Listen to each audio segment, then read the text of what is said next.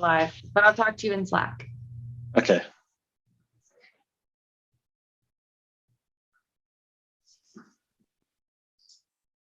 Okay, we're live. Have fun. Amazing. Thank you so much. We are live and welcome to another edition of Community Office Hours. I am Rob Barnes, also known as DevOps Rob. So thank you very much for joining me.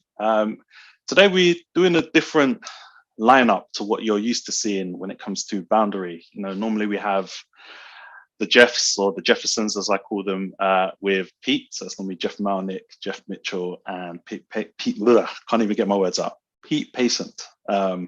This time we've remixed it a bit. We are adding more engineers from the Boundary team to the roster. So I would like to offer a very warm welcome to, firstly, Susmitha, who is, you know what, I'm not going to say what she does.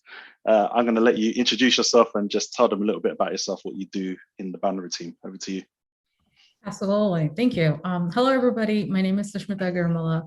I work with the Boundary team, mainly focusing on the front end. And the front end team is a small but mighty team of 2 people. And we're responsible for all the UI clients of Boundary. And I've been at HashiCorp for just a bit more than a year. Amazing. Thank you. Our other special guest, we have Jim Lambert, who's also joining us. Jim also has something quite interesting to talk about today. So if you'd like to say hi, Jim, and just introduce yourself. Hi, good morning. My name is Jim Lambert, and my pronouns are he and him. And I'm an engineering lead on the Boundary backend team. We're a group of 5 or 6 engineers that work on the backend part of Boundary. And I'll be talking later about the new OIDC auth method that we're going to preview pretty soon. Amazing, thank you.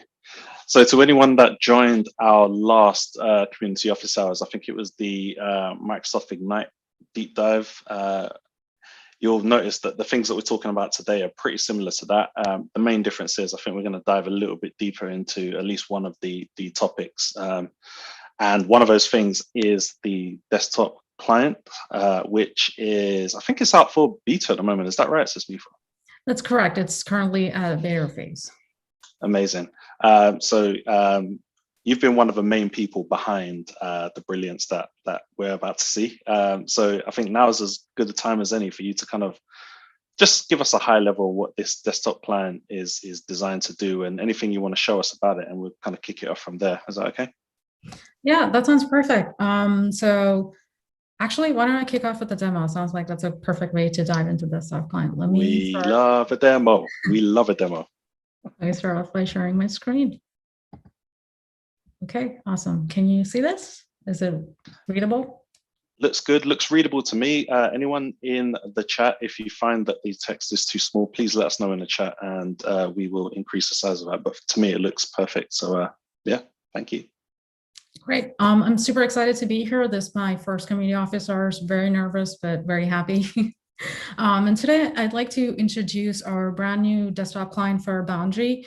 And there's a brilliant getting started guide, which is what you can see here, that I'm essentially going to be walking through today. And the link will be posted to chat soon. So first thing we're going to do is actually go get the desktop client. It's a beta release for macOS platform, so you'll get a DMZ, and all you have to do to install it is to drag and drop it into your applications, and you have this awesome, cool new logo for the desktop client.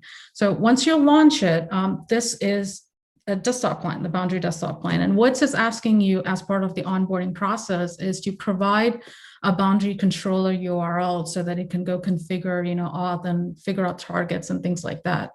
But I don't have an org infrastructure monitored by Boundary setup. So I'm going to actually do that by going to our ever helpful Boundary CLI and running a dev command. And what this dev command is doing is setting up our org scopes, our project scopes, creating dummy user for us, and also like authentication, a password authentication method, setting up a controller and setting up a worker for us. And all of this information is available as part of the output for the dev command. And what I'm going to do is get the address for the controller and use that as my origin URL on the desktop client. And what's happening here is we're hitting the controller API and figuring out where are all the scopes available to the user. There are 2 scopes, global and org scope, and we already have a user created for us. So I'm just going to go use that admin user and log in. And this is our brilliant new homepage for the desktop client.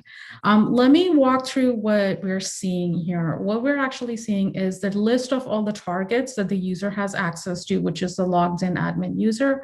And there's also a place where the user can see all their sessions history, and also a filterable scope in case you know a specific organization your target is in, we can filter into that.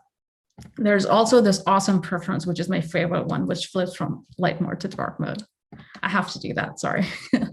So let's say I have a target, but let's go find out more information about the target by clicking into it. And what it's showing me is that there are no active sessions available for the target because I haven't connected to it, which is perfectly fine. But I can also have more information about the host, and I only have a single host. But let's say you have a long list of hosts and you have a favorite one that you want to connect to, you can use the specialized connect button to connect to that specific host. But if you use the one on global, a host would be selected for you by boundary. So why don't we go ahead and connect to this host? I'm going to click on connect, and it's going to set up a local proxy to that specific target and provide you details for it. And all I have to do to connect to this specific target is copy that information and SSH into it, which is as simple as doing that. There you go. I'm actually on the target, which is super awesome, right? So let's see what the desktop client shows you. It's actually tagged this specific target as active, a nice little green badge to say it's active. And it's also showing you the session information under an active session tab. You can also see the same information on the global level too. So let's say I worked on the target, I finished working in it, and I just want to end the session, and I can do it from the desktop client by clicking on the cancel button. And if you can see here, it's actually let the controller know to kill the proxy connection. And then it did that, which ended my local SSH. So this gives the users ability to manage their local target, all their targets that they have access to, and also their sessions. But I also wanted to tie in the session termination into an admin. So why don't I do another connection? And I'm going to show you how operators from the admin side can use this. So I have a session available for the specific user, which is great. As you've noticed, when I used the boundary dev command, it gave me a controller, and along with the controller, you have access to the admin UI side of things too, which is just, the 9200 port address. So it's the same thing that we're doing on the desktop client. We have a user, so I'm just going to use the same admin user and log into them. And the operators, because this is an infrastructure view of Boundary, they have a lot more things to see on the admin side. And I'm actually just going to filter into our current project, and the admin has a list of all the sessions across all the users. And I'm actually going to kill the session from admin side, and that thing has killed it. So this is essentially our desktop client. We're super excited to introduce this, and we've built it to support users of Boundary who just want to connect to things and monitor their connections. And they don't necessarily need to do the admin side that the operators have to worry about, configuring host set. You just want to go in, connect to information, and then just get on your way and do the things that you need to do. So I'm going to stop my screen share and see if there are any questions coming in. That was fantastic. So, I have a few questions, but before I get into that, I just kind of want to just give a bit of a round of applause there for a couple of reasons. As you mentioned, you're quite nervous about doing that demo. So congratulations, you got through it, and the demo gods were with you. Yes. Secondly, awesome job on the UX there. I really like the dark mode, because for someone like me, I have a huge 49-inch ultra wide screen, and sometimes when you've got the white background, it could be a lot of pressure on my eyes. So really loving the dark mode. I really love just the easy flow of just how to use it. So definitely well done to you and the other person in the two-man team that you mentioned earlier on. This is fantastic work. So I guess that a way to kick this off is, it looks like what you've done at the moment is mainly focused for the end user experience, right? So, as let's just say I'm a database administrator and I have some kind of break fix scenario where I need to access a database, and that database is one of the targets within that. This is how I would go ahead and access that session. Is that correct? That's absolutely correct. As a developer, I'm actually super excited about the client itself, just because I never have to remember any credentials anymore. I could just log in and everything's automatically set up for us. And you can see the desktop client evolving to a place where the CLI currently has subcommands to help you connect to, PL SQL, MySQL, all of those things. And you could see the desktop client being more intelligent about connecting to those targets and allowing users to use those credentials instead of having to copy paste them. So that's that's one of the things that the client is focused on. And the other thing it's focused on is Boundary is in a unique space in HashiCorp where it's not just for IT operators anymore. We're actually going to the end users where they don't necessarily need to know that they're using Boundary and all the details and all the connection information behind it. They could just log in, do the onboarding, click on a target, and get on their way and do what they need to do. So that's why the desktop client right now is definitely in a unique space, and we're super excited to see where it goes. So actually, you mentioned onboarding. As part of your demo, the first thing you did when you brought up the desktop client was to input the controller address. Yep. Is that something as an end user that I'm going to have to do every time, or just the first time? Or is there a way to first time you log in, essentially, because the client, it doesn't know what to connect to go figure out, your scopes and stuff like that, to go figure out your target. So you're essentially telling it here's where to go to figure out user credentials, essentially. So you do need to do that just one time, and you can kill the app. You can come back in, and it will take you back to the home page, which is going to be your target list and sessions. We do persist that. Okay. Is there any way that let's just say I'm a systems administrator and I'm trying to roll this out to my teams so that it's installed on their machines? Is there any way that I can kind of roll this out with these information, with this information pre-populated, so that when they load it up for the first time, that's already there? Or is there some kind of config file or anything like that? Or this is where we are at the moment, it has to be input the first time manually? Yeah, that's a really great idea. We currently don't have that process because it's still in beta release. We're still trying to figure out where all the complexities are on connecting it to a target, because the client itself is our first Electron application. So we have a lot of technology things that we're building into it. But that's something I think that's a great futuristic view for the desktop client. That totally makes sense. Amazing. We could talk offline about that. But yeah, we have a question from the audience. And the question is this a new way to SSH to my hosts? Which I think you've kind of answered that, but I don't know if you want to just kind of go over that a little bit more. Actually, I don't know how to answer that. Jim, would you help me out here? Yeah, I mean, Boundary is about identity-based access to any resource, right? So if it's an SSH host, an EC2 host, or on-prem SSH host, yeah, the idea behind Boundary is that you would connect to that target. It would become a target in Boundary. You connect through it via Boundary. You would authenticate to prove who you are as your identity, and then as we develop credential libraries and credential stores in Boundary, you won't even have to know the credential. Boundary will have the credential, so the SSH key will be in Boundary, and it will connect you right to the host. And so, yeah, it's one way. One of the common flows for people to use Boundary will be SSH. Other ones will be connecting to your database or to your website or whatever you need to do to connect to hosts that need privileged access. So I think there's actually a comment from one of the Jeffersons, which actually will just latch on to what Jim has just said. Is SSH is just one protocol that is supported here. Sorry, one protocol that we're talking about here. But it's one of many. It can support any TCP protocol. which actually leads me to one of the questions I had. So at the moment, through the desktop client, what we're doing is we get given our connectivity details, and then we pop that into the CLI. Are there any plans to kind of have a more sort of integrated experience where you won't have to go to an external command line interface to actually enter in these things, where it could kind of pop up something? Is that kind of a vision for later down?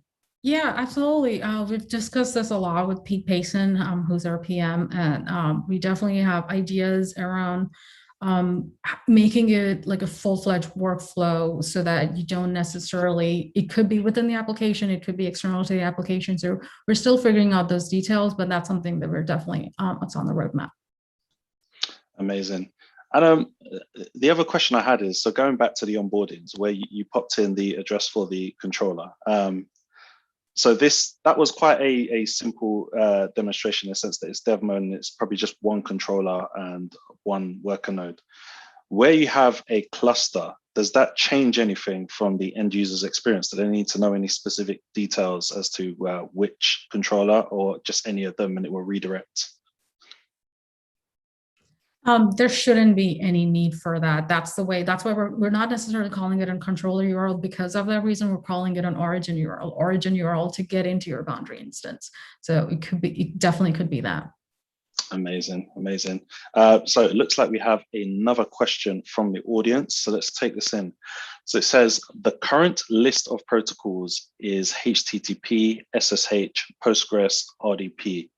Does this mean you can use Boundary to essentially provision remote desktops, RDP, assuming they use corporate Active Directory?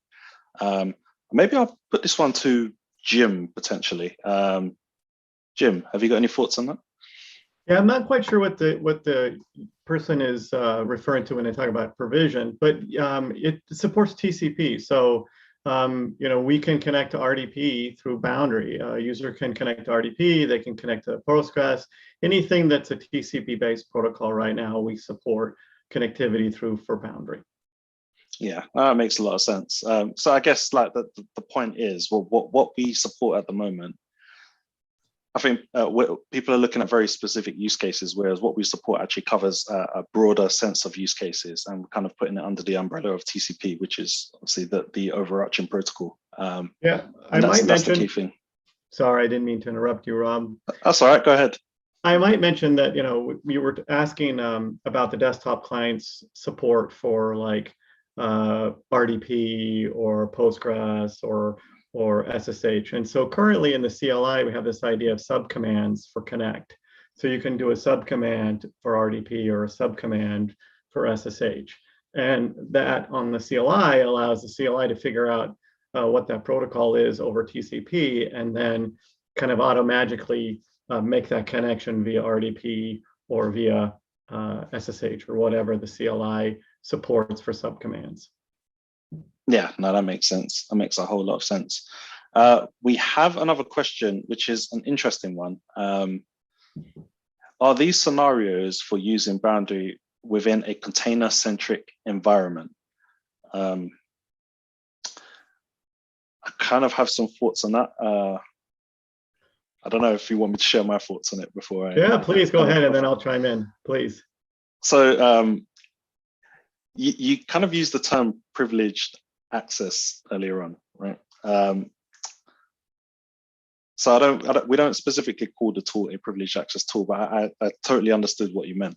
So if we look at a container-centric environment, essentially it's made up of container hosts, right? So if you're using Docker or some kind of orchestrator on top of that with Kubernetes or Nomad or whatever, that's the underlying infrastructure that is enabling container-based environments to operate. Now, if an administrator or an operator needs to get access to that host there, we now have this challenge of how do we securely create a connection based on identity to that host. And that's kind of where Boundary is here to try to solve that challenge there. As for the actual containers itself, I think that's a slightly different conversation. So that was kind of my take on it. Did you want to chime in on that one there, Jim? No, I think you hit it right on the nail right on the head. I mean, right now, if you wanted to access the node, and we're speaking Kubernetes land, right? if you had provisioned a bunch of nodes, those are probably statically provisioned. You could statically provision those hosts in the host catalogs into Boundary and access those nodes via Boundary pretty easily. But when you get in containers, then you're talking about, ephemeral, pods and stuff like that. And you would need kind of dynamic hosts, right? You would need to be able to tie into Consul's catalog or wherever that information is cataloged, the Kubernetes API, in etcd to find all that information. So yes, as part of the roadmap, we're going to support dynamic hosts, right, and dynamic host catalogs. And so you could dynamically figure out what the container service point is, ingress is, and you can connect to it via Boundary. Definitely on our roadmap of things to support for Boundary and those type of workflows. Absolutely. Amazing. We have a couple more questions, but I think they kind of delve into the area that you're going to speak on very shortly, Jim. So I'm probably going to hold that back for a few minutes at least. But one of the questions I had, going back to Susmitha, is the desktop client. So at the moment, is that available across all operating systems? Is that just Mac OS or just Windows or Linux? What's the current supported platforms? Great question. It's currently beta release just for Mac OS platform, and we have plans to release Windows next, and then everything else after that. Okay, amazing. So it's currently out on beta at the moment. And where can people download that from? It's on releases.HashiCorp. The Getting Started guide has links to it, and we will keep the beta, because we went from alpha release to a beta release. The build, we keep updating the build, so please use the Getting Started guide links to get to the latest one. Definitely. I take it you're at the phase where you're asking people to kind of use the desktop client and just gather feedback and just kind of any user experiences. And how would people feed that feedback to you? Is it like a GitHub issue they'd raise, or is there another way? Yeah, our standard process is to go to our main Boundary repository and create issues there. We did get a couple from our last alpha release, so really appreciate getting community feedback, because everyone has interesting infrastructures for Boundary, and it's great to see the desktop client break and keep getting better. Definitely. Now this is really good. I'm really excited to see where this can go. I think it's the focus on the user experience is key here.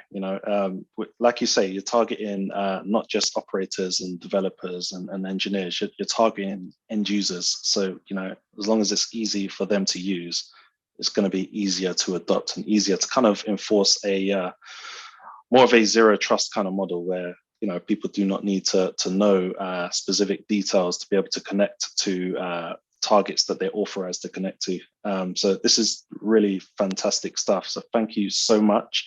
We have one question which actually probably doesn't relate directly to the desktop client. So I'll hold that back. And what I'll do is I will swing back over to Jim. So Jim, one of the things that we were going to talk about today is OIDC. So I think every time this kind of comes up in conversation about any tool or product out there, I realize I have loads of friends that do not know what OIDC is. So I tend to say to people, can you give me a quick kind of 30-second high-level elevator pitch, if you like, of what OIDC is? So that's your challenge today. Yeah, I can try to. OIDC is a spec that's it's a authentication spec that it's kind of built on top of OAuth 2, right? So we all love OAuth 2, and OAuth 2 is about authorization, right? So OIDC talks about how would you authenticate and extend the OAuth 2 spec. So there's a spec out there. It's been around for quite a while for OIDC, and it talks about specifying the flows and how that protocol would work over REST, and the necessary components for results, like getting ID token and defining what an ID token is, and an access token, and all those kind of things that we kind of take for granted when we authenticate via Google. There's a bunch of stuff going on in the background, right? I go to Google and I log in, I'm accessing some corporate asset, and I log in via my Google identity, and I actually get shuffled off to Google. There's a 302 issued to me, a redirect. I go off to Google, and I'm actually on Google servers, and I'm signing in using my identity credentials with Google.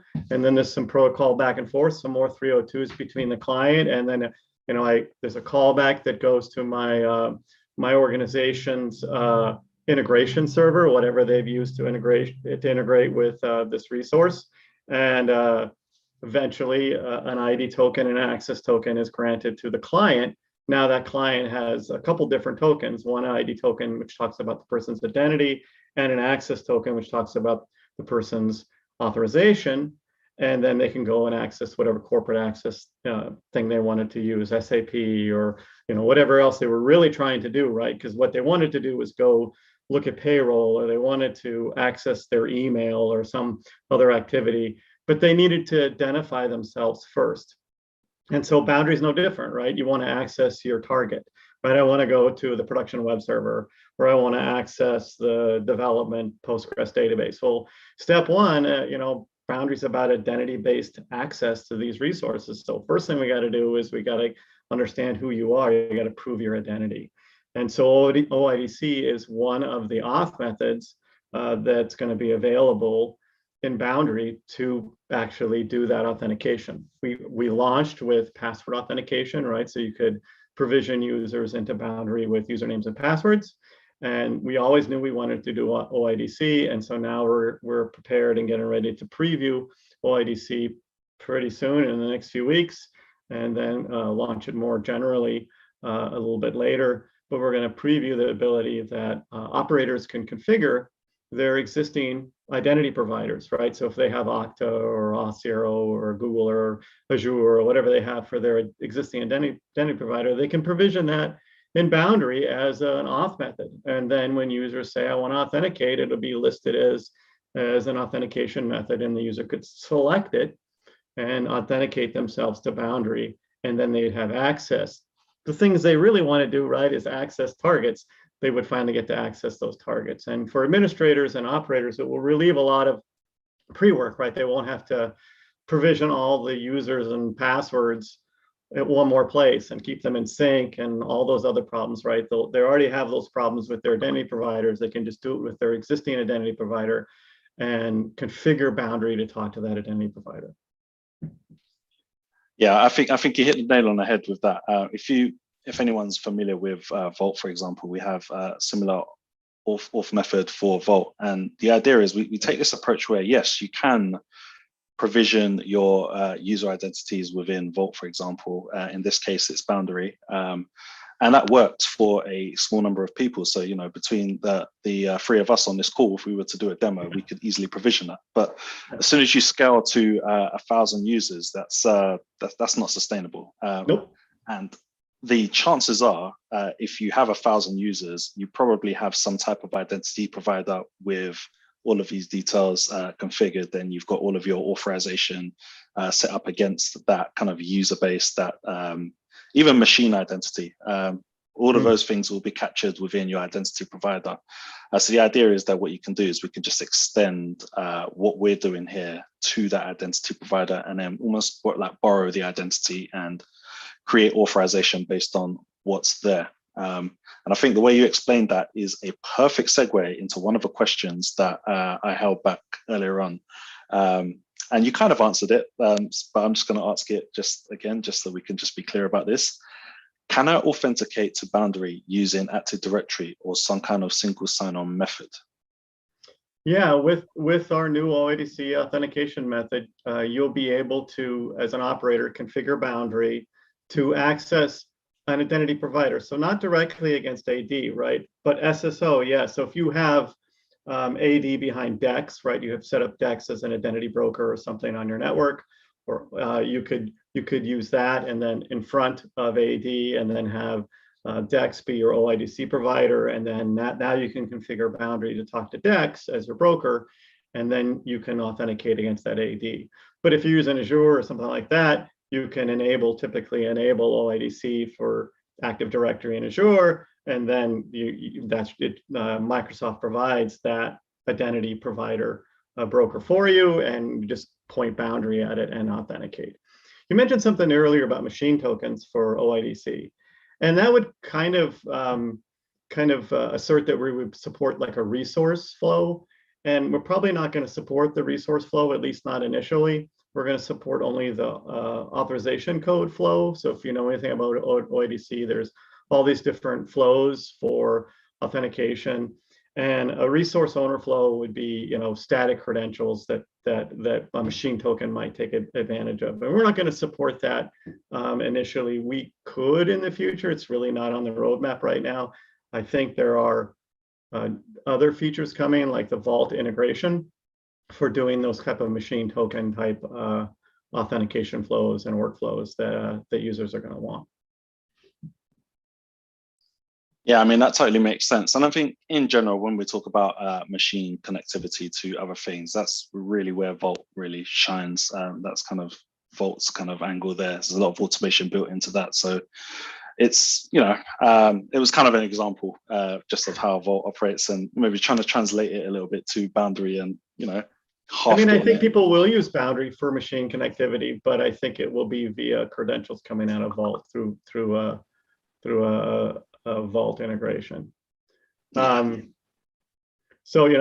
SSO is interesting when you talk about SSO, and I just want to be a little careful. Like SSO has some really broad-based concepts about like logging out everybody across all the applications and stuff like that. And, that's not something I see anywhere in the near term for roadmap for Boundary. We'll have OIDC integration. So if you have the ability to authenticate via OIDC, then you'll be able to use Boundary to do that. Amazing. So I guess, because OIDC, it kind of enables so many different authentication workflows through different OIDC providers. Is the idea to kind of stop there in terms of auth methods, or are there ambitions maybe to explore other things later down the line without any commitment, obviously? Yeah, I definitely think we're going to have more than just 2 auth methods in Boundary. There's definitely a need. And if you look across the whole HashiCorp product, there's all kinds of auth methods in console. There's all kinds of auth methods in Vault. So, there's definitely stuff on our roadmap, and we're working with product to figure out and prioritize those things and stuff like that.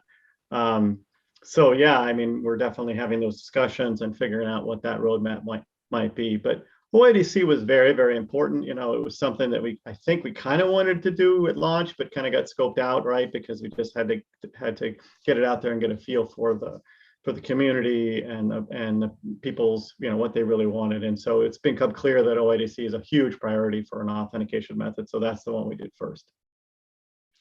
Does OIDC work in a similar way to Vault, whereas it's kind of like a plugin architecture, or will you have to kind of get a new version of Boundary when it's out?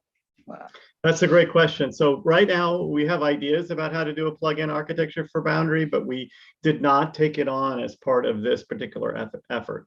So you will have to get a new version of Boundary to use OIDC with Boundary.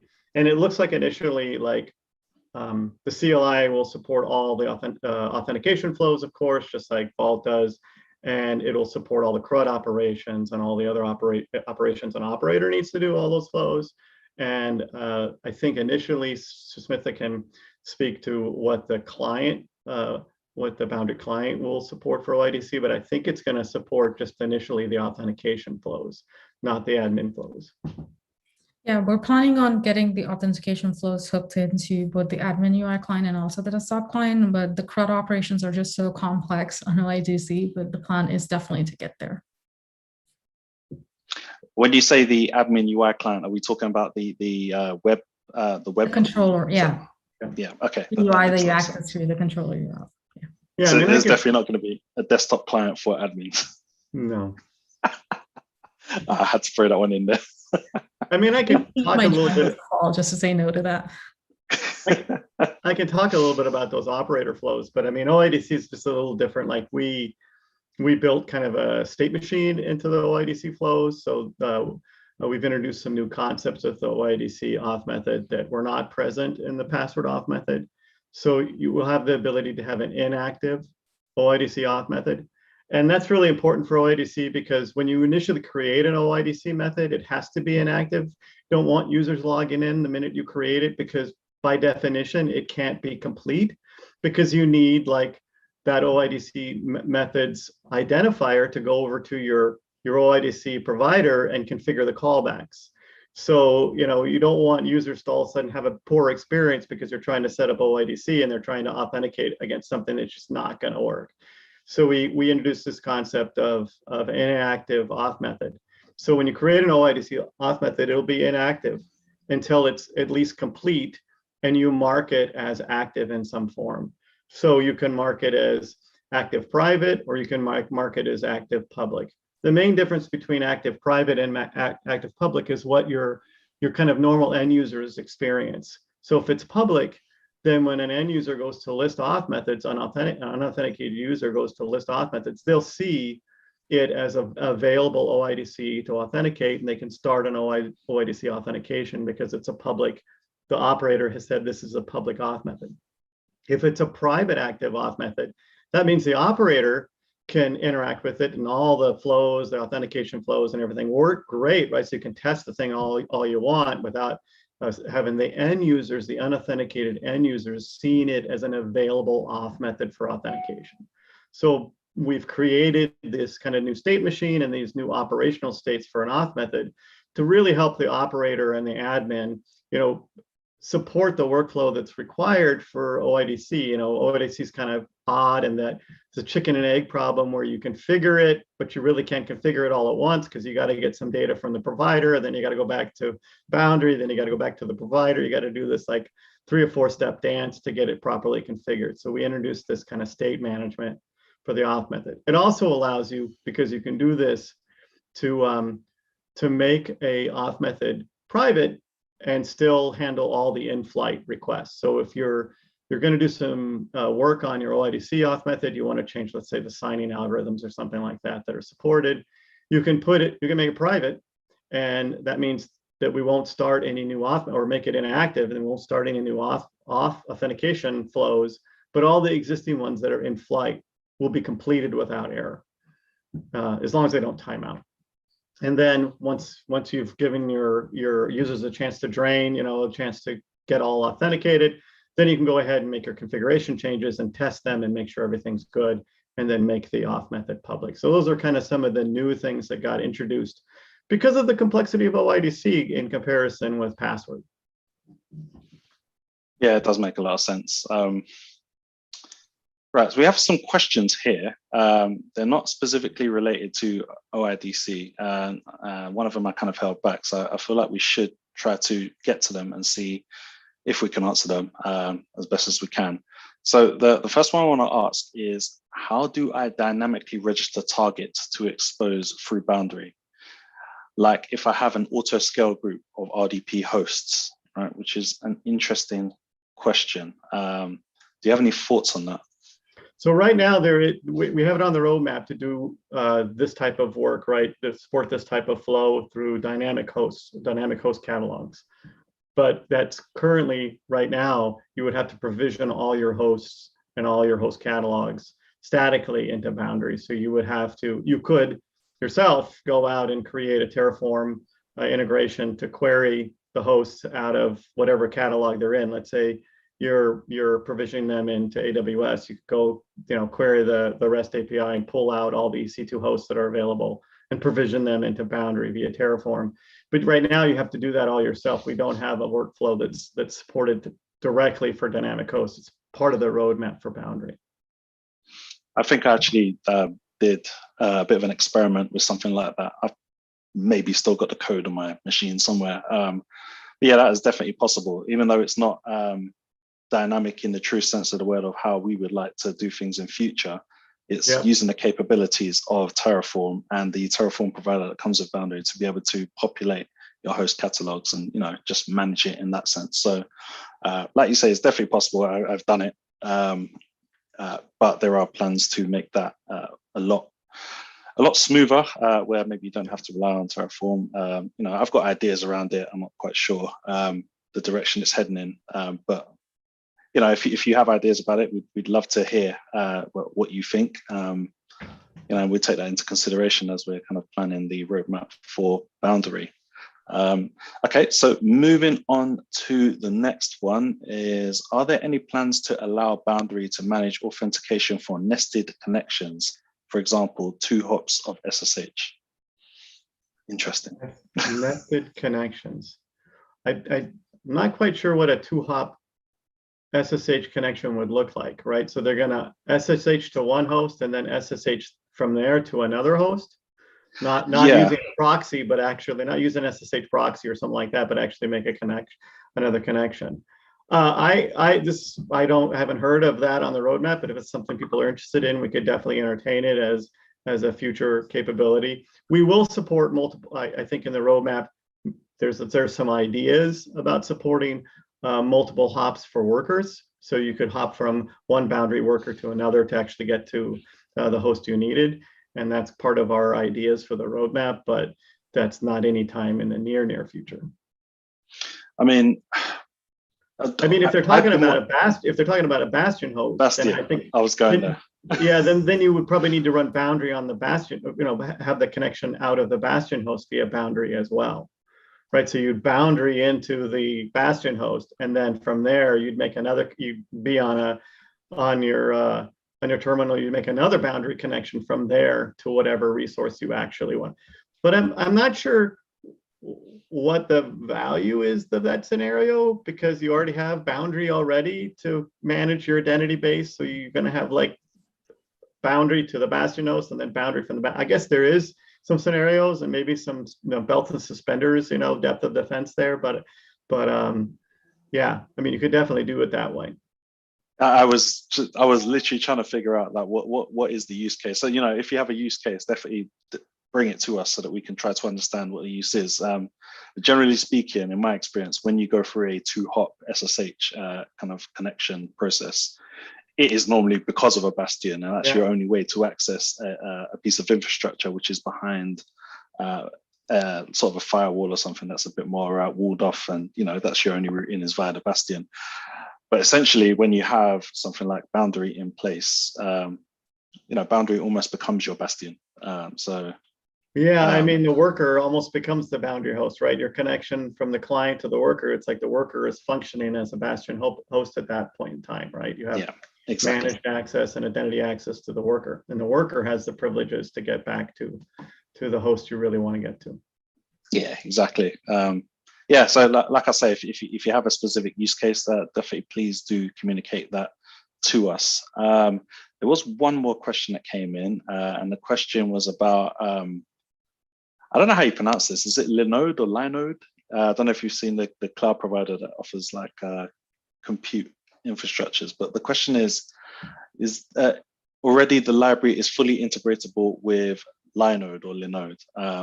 I guess what they're trying to say is what we have, does it integrate with that cloud provider? I don't understand. I'm sorry, I don't understand. I'm sure it's a great question, and this is I don't really understand the question fully. I'm assuming that you, like any other cloud provider, you would be provisioning hosts, nodes. And so if you're provisioning nodes, then you could get some list of those nodes and provision them into boundary and access those nodes via boundary. But I am not familiar with that particular cloud provider. I used it at a startup I worked at many years ago. And primarily they just spin up VMs, right? The VMs are really reasonably priced. It's mainly Linux. So I guess, if I was to take a stab at that question there, you're talking about, like you say, connecting two targets, and any of those Linode VMs there can be targets. You just have to provision, the targets within the host catalog for boundary. I'm not actually sure if we have a Terraform provider for Linode. If we did, that would make the workflow a bit easier to kind of provision your VMs and insert that into your host catalogs. But if not, it would just be a case of literally taking your VMs and then placing them within that. If you have any further clarification on that question, maybe you want to ask it a little bit differently, definitely let me know. But yeah, I think that's probably the best I can do with that. And same with you. So that's all the questions from the audience. I guess in terms of timescales, again, I always ask these timescale questions with no commitment. What is the hope in terms of getting something out there for a preview for people to take for a test drive and provide feedback? What are we hoping to achieve? Yeah, I mean, we have internal dates, of course. We have stretch goals, and we have more firm commitments. I would expect to see something early in the next quarter. We're still in the first quarter now, aren't we? Just about. Just about out of the first quarter. So sometime in the early part of the second quarter, I would anticipate a preview of the OIDC auth method. And then as a fast follower at some point in time, I mean, I feel bad. The front end is always waiting for the back end to complete the API work and the CLI before they can like dig in and really do the work. So we're the blocker for the front end. It's not their fault at all that they're not launching at the same time. It's always, we're always the bottleneck. But after we finally get them what they need to do their work, then I can imagine they'll work some miracle and get it out pretty quick for preview as well. I thought I understood OIDC, and then we started this process, and I'm sure you've understood that the user experience just isn't at the front end. We're thinking about it all the way from the back end, APIs and everything. So it's a much complex problem, and we're actively working on it. But like Jim said, the timelines are hard to pin down right now. I think you actually just hit the nail on the head. Jim, he talked about it as a bottleneck. I just think it just goes to show how complex some of these things are. And, that what we're trying to do is we're trying to implement something that provides a good user experience, and we're trying to abstract away as much complexity as possible. And, at the end of the day, we're talking about authentication here, proven identity. So it's the kind of thing we need to be very careful with. So from me to you, take all the time you need. We'll be here. We're not going anywhere. So I think we don't have any more questions from the audience. Just kind of going back to Susmitha, is in terms of the desktop client, what are some of the things that excite you the most about where this could go? What kind of things are really driving you to kind of, I mean, what we've seen today is just, I've never seen anything like that before. What is it that's kind of driving you to kind of produce this high kind of bar, and what kind of things are you excited about doing next with the desktop client, or exploring at least as an experiment maybe? There are two things that are definitely driving the desktop client for me personally. One is actually the technology stack. Like the HashiCorp is mainly an Ember shop. So all of our UI applications are mainly written in Ember. And what we've done with the desktop client is we actually share a lot of code that was written for the admin UI. There are a lot of components that were built for admin UI, and we extracted them out as add-ons. So we were able to bring the client up and running really quickly, like within 6 to 8 months timeline. And also being able to integrate an entirely new framework called Electron, which allows us to do build ones, but deploy to multiple platforms at the same time. So the technology stack that we're on is super exciting, and it's really great to be able to use all the expertise that we have in Ember to be able to build something like this. And the second thing is just being able to help our end users as much as possible. Like the CLI is so powerful, and it's kind of hard for me sometimes to think of like, hey, why would I go to this UI? Like CLI is so useful, and it's right there. It has great help on all of those things. But then when I work through the UI, it's like, okay, I just have to know what to log in, and everything else is set up for me. I just have to click buttons, and that's kind of a light bulb moment where we can make this so much easier on the users, because I remember having tons and tons of OneNote pages to track dev, QA, production environments, and it's always, you have to remember who the owner of an account is, and can I reset the password on that or no, and all of those processes don't have to happen anymore because of Boundary. So those are the two things that are definitely driving like my goals to get the Boundary client to be what the community needs it to be, and to keep pushing it to where it needs to go. Like I say, awesome work so far. So I think that's probably going to wrap up our session today. Have you got any final words for us? Any parting words of wisdom, Jim?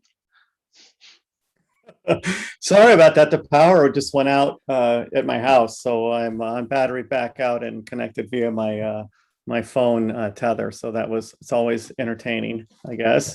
Got very quiet in the room. I'm like, what just happened? So it's very quiet here right now. No, I just, it's been fun working on the OIDC stuff. I'm really looking forward to how the community embraces it and to get feedback from the community about the feature set.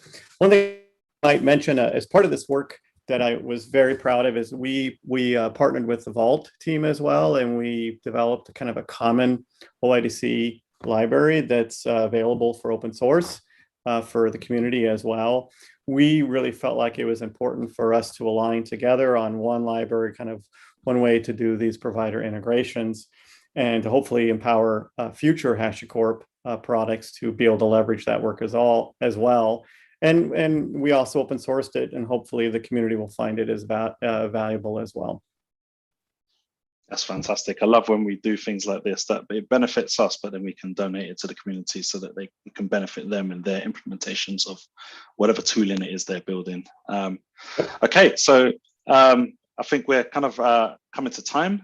So I'm going to say, firstly, congratulations for getting through your first community office hours. I told you it would be fine. I can see a big smile on Susmitha's face.